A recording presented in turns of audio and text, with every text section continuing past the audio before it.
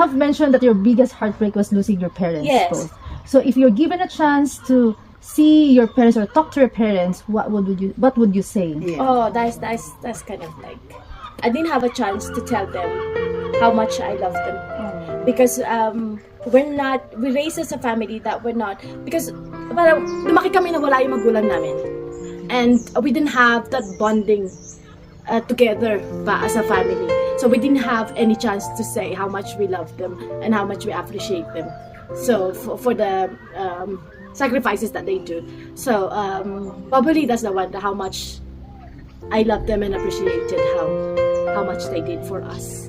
Parang You know? yung parang thanking them. Oo.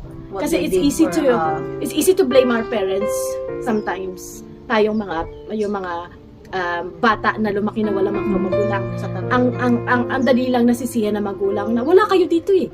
Ang dali lang totoo naman. ang dali lang na magpakawala na yung mga bata na walang appreciation sa magulang, na yung mga paghihirap ng mga magulang natin, lalo na yung mga nasa abroad pa.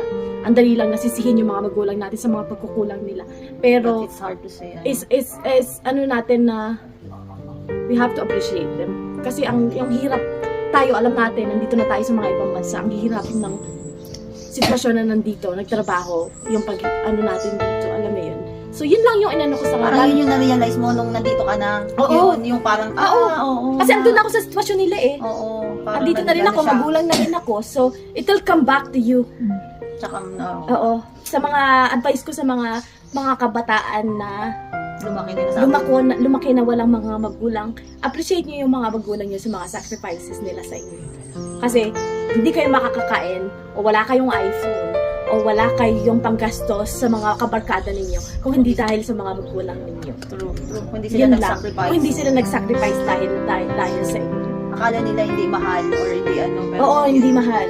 Kasi tumaan kami sa ganyang sitwasyon eh. Meron yung kapatid ko, yung mga kapatid ko sabi,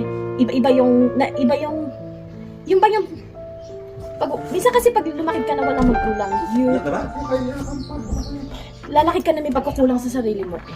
Hahanapin mo, saan yung pagkukulang? Alam mo yun? Sasabihin nila, sana nandito yung magulang ko. Alam mo yun? Ako kasi nung lumaki ako, nasa high school ako, lagi ako, bakit may mga parents meeting sa school?